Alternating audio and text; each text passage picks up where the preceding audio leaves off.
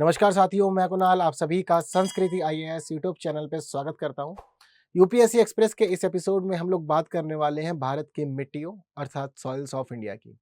भारत में अनेक प्रकार की मिट्टियां पाई जाती हैं जो भारत के अलग-अलग क्षेत्रों में पर्यावरणीय, जलवायु आदि विविधताओं के ऊपर निर्भर करती है। ज़रूरी है कि हम इनसे जुड़ी हुई कुछ खास महत्वपूर्ण बातों पर चर्चा करें और चीज़ों को जानें। तो आइए आगे बढ़ते हुए चीज़ों को समझना शुरू करते हैं। तो जैसे कि आपको मैं बताया कि भारत में अलग-अलग प्रकार से हम विविधताएँ देखते हैं, तो भारत में भिन्न-भिन्न प्रकार के उच्चावच, भू-आकृतियाँ, जलवायु, परिमंडल और वनस्पतियाँ पाई जाती हैं। अब ये सभी हमें दर्शाते हैं कि भारत के में आपको अलग-अलग क्षेत्रों में अलग-अलग प्रकार की मिट्टियों का विकास देखने को मिलेगा।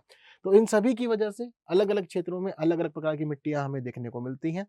ये जो मिट्टियाँ अलग-अलग होती हैं, इनमें उत्पत्ति के आधार पर विभिन्नताएँ, रंग के आधार पर विभिन्नताएँ, संयोजन के आधार पर विभिन्नताएँ और अवस्थिति के आधार पर अलग-अलग प्रकार की विभिन्नताएँ हमें देखने को मिलती हैं और इन सभी विभिन्नताओं के आधार पर हम भारत की मृदाओं को 8 अलग-अलग भागों में विभाजित करने में सक्षम हो पाते हैं। जैसे कि सबसे पहले जलोढ़ मृदा, दूसरी काली मृदा, लाल और पीली मृदा, लैटेराइट मृदा, शुष्क मृदा, लवण मृदा, पीट मृदा और वन मृदा। ये भारत में पाई जाने वाली 8 अलग-अलग प्रकार की मृदाएँ हैं। हालाँकि किसका कौन-सा वाला क्षेत्र है, यह हम लोग इस प्रकार से भारत के मानचित्र के अकॉर्डिंग भी समझ सकते हैं। जैसे कि पर्वत और वन वाला जो मृदा वाला क्षेत्र है, वो मुख्य रूप से हमें हिमालय वाले क्षेत्रों में देखने को मिलता है। तो हिमालय वाले क्षेत्रों में हमें यहाँ पे चीज़ें देखने को मिल जाती हैं। जलोढ़ मृदा हमें जनरली इस वाले क्षेत्र में देखने को मिलती है जहाँ पर गंगा का, ब्रह्मपुत्र का मैदान तैयार होता है। इसके अलावा लाल और पीली मृदा जो होती है वह हमें इस प्रकार से इन क्षेत्रों में देखने को मिल रही है। ठीक है। काली मृदा वाला क्षेत्र मुख्य रूप से दक्कन के पठार वाला क्षेत्र माना जाता है, तो यहाँ हमें खास तौर पे ये काली मृदा ही देखने को मिलेगी। लेटेराइट मृदा कुछ-कुछ क्षेत्रों में हमें देखने को मिल जाती है। ठीक है। वहीं इसके अलावा शुष्क मृदा वाला क्षेत्र ये है। तो कुछ इस प्रकार से पूरे भारत में मृदाएँ बटी हुई हैं अलग-अलग जगह पर। चीज़ें क्लियर सारी आप लोग को? तो आइए अब एक-एक प्रकार के जो मृदा हैं, इनको समझते जानते हुए हम लोग चीज़ों को आगे बढ़ा लेते हैं। सबसे पहले कहानी शुरू करते हैं हम लोग जलोढ़ मृदा से। जलोढ़ मृदा खास तौर पर हमें देखने को मिलती है उत्तरी मैदान, नदी घाटियों वाले क्षेत्रों में। यानी कि मेनली आपको जिस प्रकार से मानचित्र में दिखाया तो ये वाला जो खास क्षेत्र है, यह जलोढ़ मृदा वाला क्षेत्र माना जाता है। इसको हम लोग भारत के मैदान के रूप में भी जानते हैं। तो भारत के मैदान वाले क्षेत्र में जहाँ से हम देखते हैं कि हिमालय की नदियाँ उतरती हैं, तो ये वहाँ से अलग-अलग प्रकार के अपने तत्वों को लेकर के आती हैं और आकर के ये नदियाँ ही यहाँ पर जो मैदान बनाती है, वह पूरा मैदान जलोढ़ मृदा से जुड़ा हुआ है। हालाँकि जो जलोढ़ मृदा है भारत में सबसे अधिक पाई जाती है। भारत के कुल क्षेत्रफल के लगभग 40% भाग में हमें यह मृदा देखने को मिल जाती है। इसका निर्माण होता है हिमालय पर्वत और पठार से निकलने वाली नदियों द्वारा बहाकर लाए गए गाद और बालू से। मैं आपको पहले ही बता चुका हूँ कि खास तौर पे गंगा वाला मैदान ये देखते हैं हम लोग, गंगा ब्रह्मपुत्र वाले मैदान के रूप में चीज़ें हम लोग समझ रहे हैं। जब ये मैदान है तो इसका अर्थ ये हुआ कि नदी जब बहते हुए हिमालय से उतरेगी तो अपने साथ बहुत सारी चीज़ें लेकर के आएगी। तो उन्हीं चीज़ों को जब वो ऊपर से लेकर के आती है तो मैदानी क्षेत्रों में उसको छोड़ देती है, निक्षेप कर देती है उनका, जिसकी वजह से यह पूरा मैदान भी तैयार हुआ है और मैदान के अंदर फिर जलोढ़ मृदा की खास-खास विशेषताओं वाली मृदा हमें देखने को मिलती है। चीज़ें क्लियर हैं? तो यहाँ पर जो-जो भी चीज़ें नदियाँ बहाकर लाती हैं, खास तौर पे गाद और बालू, उसका जमाव हमें इस क्षेत्र में देखने को मिलता है। जलोढ़ मृदा की खास बात ये है कि इसमें पोटाश की मात्रा अधिक और फास्फोरस की मात्रा कम पाई जाती है। हालाँकि जिस प्रकार से यहाँ निक्षेप होते हैं, तो निक्षेपों की वजह से गंगा के ऊपरी और मध्यवर्ती मैदान में हम खादर और बांगर नाम की 2 अलग-अलग मृदाओं की संरचना भी देखते हैं। तो खादर और बांगर हमें यहाँ देखने को मिलता है। निम्न तथा मध्य गंगा के मैदान और ब्रह्मपुत्र घाटी में यह मृदा अधिक दोमट और मृणमय हो जाती है। पश्चिम से पूर्व की तरफ जाते हैं तो हमें पता लगता है कि जलोढ़ मृदा में बालू की मात्रा घटती चली जाती है। हालांकि जलोढ़ मृदा अपनी गहन कृषि विशेषता की वजह से बहुत अधिक प्रसिद्ध है। आप इसके अंदर बहुत सारी अलग अलग प्रकार की फसलों को बो सकते हैं और बहुत अच्छी फसलें इसमें होती है। तो कृषि की एक खास विशेषता इसमें हमें देखने को मिलती है। इसमें हम धान, गेहूं, गन्ना, दलहन, तिलहन आदि फसलों को खेती कर सकते हैं, चीज़ों को उगा सकते हैं। ये सभी चीज़ों में सक्षम है। ये सभी विशेषताओं के कारण ये हमें बहुत अच्छी फसल करके देती भी है। चीज़ें क्लियर? तो ये सारी महत्वपूर्ण बातें हैं जलोढ़ मृदा की। तो अगर आप लोग उत्तर प्रदेश, बिहार वाले क्षेत्र या आस-पास वाले क्षेत्रों से हैं, तो आपके क्षेत्रों में जलोढ़ मृदा देखने को मिलती है। वैसे आप किस राज्य से हमें देख रहे हैं और आपके यहाँ पर कौन-सी मृदा अधिक होती है?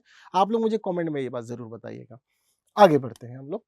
काली मृदा की स्थिति समझते हैं। काली मृदा नाम से समझ में आ रहा है काला, और मृदा का रंग काला देखने को मिलेगा। दूसरी खास बात, क्षेत्र इसका जो है मैं आपको पहले ही बता चुका हूँ। जिस समय भारत का मानचित्र दिखाया था मैंने आपको बताया था, काली मृदा एक पर्टिकुलर क्षेत्र में देखने को मिलती है। वह पर्टिकुलर क्षेत्र है दक्कन का पठार।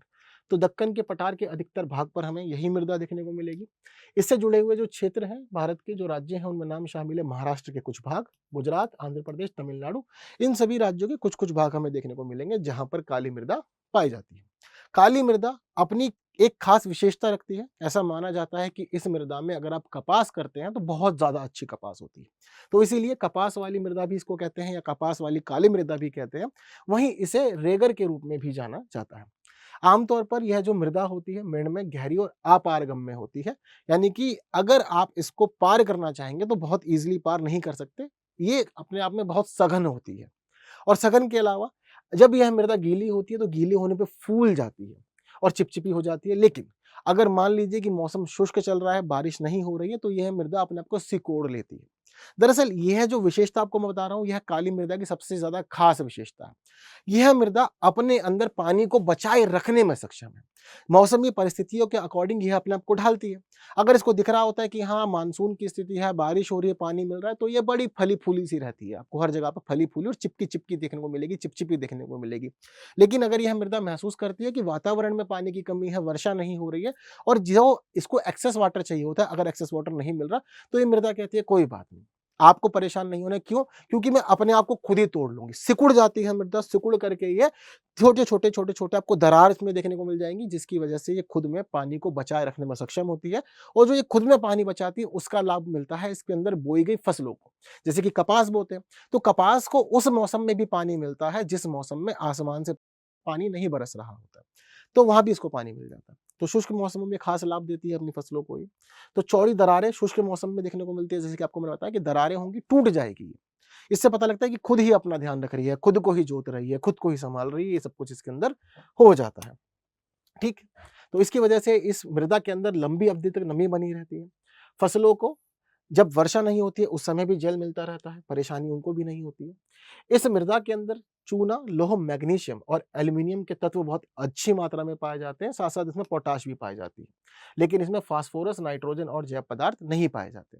ये बातें मैं आपको इसलिए बता रहा हूँ क्योंकि बहुत सारे जो एग्ज़ाम्स होते हैं उनमें आपसे पूछता है, काली मृदा में क्या पाया नहीं जाता है या किसकी मात्रा कम पाई जाती है? तो आपको समझना होगा क्या अधिक है और क्या कम है। जो अधिक होगा, जो कम होगा, वही मृदा का नेचर डिसाइड करेगा और वही बताएगा कि आप इसमें किस प्रकार की फसलों को बो सकते हैं और किस प्रकार की फसलों को नहीं बो सकते हैं। आगे समझते हैं लाल और पीली मृदा। जिस प्रकार से काली मृदा अपने रंग की वजह से काली है और मतलब उसी वजह से उसको काली मृदा का नाम दे दिया गया है। ठीक उसी प्रकार जब मृदा का रंग लाल हो जाता है या पीला होता है तो उसको हम लोग लाल या पीली मृदा के रूप में जानते हैं। हालाँकि मृदा का लाल रंग जो होता है, यह होता है फेरस ऑक्साइड की वजह से, जबकि पीला रंग होता है फेरिक ऑक्साइड की वजह से। दोनों अलग महत्वपूर्ण तत्व हैं और अनेक परीक्षाओं में पूछे भी गए हैं। आपको याद रखना होगा। लाल मृदा का अगर हम विकास समझते हैं भारत में तो ये दक्कन के पठार और पूर्वी तथा दक्षिणी भाग में कम वर्षा वाले उन क्षेत्रों में पाया जाता है जहां रवेदार आग्नेय चट्टानें पाई जाती हैं। तो इन क्षेत्रों में हमें यह मृदा देखने को मिलेगी। लाल रंग होगा तो फेरस ऑक्साइड की वजह से होगा, पीला रंग होगा तो फेरिक ऑक्साइड की वजह से होगा। ये पीली और लाल मृदा कुछ खास राज्यों में पाई जाती है जिसमें ओडिशा और छत्तीसगढ़ के कुछ कुछ भाग शामिल है। वहीं मध्य गंगा के मैदान के दक्षिणी भागों में भी यह मृदा पाई जाती है। जलायोजित होने के कारण यह मृदा पीली दिखाई देती है। जब जब यह जलायोजित हो जाएगी तो पीली हो जाएगी। जलायोजित की स्थिति नहीं होगी तो उस समय जनरली हमें यह लाल देखने को मिलेगी। इस मृदा में नाइट्रोजन, फास्फोरस और ह्यूमस की कमी भी देखने को मिलेगी। यह इसकी विशेषता है। ठीक है, लैटेराइट मृदा समझते हैं। लैटेराइट दरअसल जो शब्द है यह लैटर से बना है जिसका अर्थ होता है ईंट। लैटेराइट मृदा उच्च तापमान और भारी वर्षा वाले क्षेत्रों में विकास करती है। अब यहाँ विकास करने के साथ-साथ हम चीज़ों को समझते हैं तो पता लगता है कि इसमें जैव पदार्थ, नाइट्रोजन, फॉस्फेट और कैल्शियम की कमी रहती है। लौह ऑक्साइड और पोटाश की इसके अंदर अधिकता पाई जाती है। लगातार हर मृदा के साथ-साथ बता रहा हूँ, तो चीज़ों को आप लोग ब्रीफली नोट कर सकते हैं, अपने नोट्स इस प्रकार से बना सकते हैं। यह जो मृदा होती है लैटेराइट मृदा, कृषि के लिए बिल्कुल भी उपजाऊ नहीं मानी जाती, ये आपको ध्यान रखना होगा। अब कृषि के लिए उपजाऊ नहीं है तो क्या करेंगे? बाकी और जो अन्य उपयोग हो सकते हैं, उस जगह पर लैटेराइट मृदा का प्रयोग करते हुए चलेंगे। हालाँकि अगर आपको लैटेराइट मृदा के अंदर ही कृषि करनी है, मान लीजिए आपके पास ऑप्शन नहीं है, आपको पता है कि लेटराइट मृदा ही मौजूद है और खेती भी इसी में करनी है। तो इसमें खेती करने के लिए आपको खर्चा बहुत करना पड़ेगा, क्योंकि इसमें आपको खाद और उर्वरक बहुत अधिक मात्रा में मिलाने पड़ेंगे, जिसके बाद जाके ही इसकी स्थिति ठीक हो पाएगी। लेकिन ये बहुत लंबे समय तक भी नहीं चल पाएगा ऐसा। ठीक है, तो तमिलनाडु, आंध्र प्रदेश, केरल, इन सभी क्षेत्रों के अंदर जहां-जहां काजू के वृक्ष लगाए जाते हैं, उनकी खेती की जाती है। तो उस दौरान यह देखते हैं कि काजू के वृक्ष लगाते हैं, तो सभी चीज़ों का ध्यान रखते हैं और काजू के वृक्ष जो होते हैं वह लैटेराइट मृदा में काफ़ी अच्छे होते हैं। ठीक है, चीज़ें क्लियर है। वहीं साथ-साथ यह जो मृदा है कर्नाटक, केरल, तमिलनाडु, मध्य प्रदेश तथा ओडिशा और असम के पहाड़ी क्षेत्रों में पाई जाती है। यह लैटेराइट मृदा से जुड़े हुए क्षेत्र हैं। शुष्क मृदा की बात करें तो यह मृदा पश्चिमी राजस्थान, सौराष्ट्र, कच्छ, पश्चिमी हरियाणा और दक्षिणी पंजाब वाले क्षेत्रों में पाई जाती है। शुष्क मृदाओं का रंग लाल रंग से होकर गहरा लाल तक होता है, यह देखने को मिलता है। इनकी संरचना बलुई होगी और प्रकृति में यह लवणीय होंगी, यानी कि इसमें लवण की मात्रा अर्थात नमक हम लोग सीधा मान लेते हैं, उसकी मात्रा अधिक पाई जाती है। इसी वजह से कुछ क्षेत्रों में ऐसा होता है कि मृदा के अंदर से ही नमक निकालने की प्रक्रिया की जाती है। इसमें से जल को वाष्पीकृत किया जाता है और जल को वाष्पीकृत करके नमक की प्राप्ति कर ली जाती है। तो इस प्रकार से चीजें भी की जाती हैं। शुष्क जलवायु, उच्च तापमान और तीव्र गति से वाष्पीकरण के कारण इन मृदाओं में नमी और ह्यूमस दोनों ही कम पाए जाते हैं। वहीं यह देखने को मिलता है कि नाइट्रोजन अपर्याप्त और फॉस्फेट सामान्य मात्रा में इस मृदा में मौजूद होते हैं। यह मृदा अनुर्वर है क्योंकि इसमें ह्यूमस और जैव पदार्थ कम मात्रा में पाए जाते हैं। चीजें क्लियर? ठीक है, लवण मृदा की स्थिति समझते हैं। ऐसी मृदाओं को ऊसर मृदा भी कहते हैं। इन मृदाओं में सोडियम, पोटेशियम, मैग्नीशियम का अनुपात अधिक होता है। लेकिन यह मृदाएं नेचर में अनुर्वर होती हैं। उर्वर नहीं यानी कि आप बहुत अच्छी फसलें इसके अंदर से प्राप्त नहीं कर सकते। तो इसी वजह से कह रहे हैं कि अनुर्वर है और इसमें किसी प्रकार की वनस्पति नहीं उगती। नाइट्रोजन और चूने की कमी पाई जाती है। वहीं यह देखने को मिलता है कि अत्यधिक सिंचाई वाले गहन कृषि क्षेत्रों में, विशेष रूप से जो हरित क्रांति वाले क्षेत्र हैं, आज के समय में वहां की जो उपजाऊ जलोढ़ मृदा है, वह जलोढ़ मृदा भी अब धीरे धीरे लवणीय हो रही है। क्यों? क्योंकि हम देखते हैं कि हरित क्रांति वाला क्षेत्र एक समय बहुत प्रसिद्ध रहा, हरित क्रांति हुई, आपने बहुत अच्छी फसलें की। लेकिन ऐसा माना जाता है कि जो भारत का थार मरुस्थल है, थार मरुस्थल धीरे धीरे शिफ्ट हो रहा है और होता भी है, हवा चल रही है तो धीरे धीरे रेत आगे बढ़ती है, चीजें शिफ्ट होती हैं। तो उसकी जो चीजें शिफ्ट हो रही है वह जलोढ़ मृदा को प्रभावित करके धीरे धीरे उसको लवणीय करने का कार्य कर रही है। यह एक बड़ा रीजन यहाँ माना जाता है। इसे विभिन्न स्थानीय नामों से भी जाना जाता है, जैसे कि रह, कल्लर, ऊसर, राकर, धूर, कार्ल और चोपन। ये इसके अलग अलग नाम हैं जो देखने को मिलते हैं। पीट मृदा की बात करते हैं तो यह मृदा भारी वर्षा और उच्च आर्द्रता से युक्त क्षेत्रों में पाई जाती है, जहां पर वनस्पति बहुत ज्यादा अच्छी होती है। वनस्पति अच्छी क्यों हो रही है? क्योंकि हम देख रहे हैं कि भारी वर्षा वाला क्षेत्र है, उच्च आर्द्रता वाला क्षेत्र है। तो भारी वर्षा और उच्च आर्द्रता वाले क्षेत्र के अंदर यह मृदा होगी और इसी मृदा के अंदर फसलें और वनस्पतियां हमें अच्छी देखने को मिल जाएंगी। इसके अलावा मृत जैव पदार्थ बड़ी मात्रा में इकट्ठे हो जाते हैं, जो मृदा में ह्यूमस और पर्याप्त मात्रा में जैव तत्व की मौजूदगी को दर्शाते हैं। अब जब ये सभी इकट्ठे हो जाएंगे मृत जैव तत्व, तो इसके अंदर से जो भी चीजें होंगी ये फसलों को अच्छी मात्रा में मिलेंगी और फसल हमें अच्छी देखने को मिल जाएंगी, या जो वनस्पतियां होंगी वह हमें अच्छी देखने को मिल जाएगी। इन मृदाओं के अंदर जैव पदार्थों की मात्रा 40 से 50% तक होती है, जो कि काफी अच्छी मात्रा मानी जाती है। ये मृदा गाढ़े और काले रंग की होती है। अनेक स्थानों पर ये क्षारीय भी देखने को मिलेगी और खासतौर पर यह मृदा बिहार के उत्तरी भाग, उत्तरांचल के दक्षिणी भाग, पश्चिमी बंगाल के तटीय क्षेत्रों, उड़ीसा और तमिलनाडु में पाई जाती है। उत्तरांचल के दक्षिणी भाग अर्थात उत्तराखंड वाले क्षेत्र के दक्षिणी भागों में ही देखने को मिलती है। ठीक है, चीजें क्लियर? वन मृदा की बात करें तो यह मृदाएं पर्याप्त वर्षा वाले वन क्षेत्रों में ही बनती है। इन मृदाओं का निर्माण पर्वतीय पर्यावरण में होता है। इन मृदाओं में परिवर्तन के अनुसार मृदाओं का गठन संरचना बदलती रहती है। घाटियों में यह दोमट होती है तथा ऊपरी ढालों पर यह मोटे कणों वाली हो जाती है। हिमालय के हिमालयी क्षेत्रों में इन मृदाओं का अनाच्छादन होता रहता है और साथ साथ ये अम्लीय और कम ह्यूमस वाली होती है। निचली घाटियों में पाई जाने वाली मृदाएं उर्वर पाई जाती हैं, यह देखने को मिलता है। ठीक है, तो ये कुछ वन मृदाओं की खास विशेषताएं हैं और इसी के साथ हम लोग अपनी इस वीडियो को यहाँ समाप्त कर देते हैं। तो भारत की सभी 8 प्रकार की मृदाओं को हम लोगों ने अच्छे से समझा, कौन कौन किस किस क्षेत्र में पाई जाती है, किसकी क्या क्या विशेषताएं हैं, कौन कृषि के लिए उपयोगी है, कौन कृषि के लिए उपयोगी नहीं है, ये सब चीजों को हमने अच्छे से समझा। वीडियो अच्छी लगी है तो आप लोगों को बाकी साथियों तक शेयर करना है और लाइक के बिना नहीं जाना है।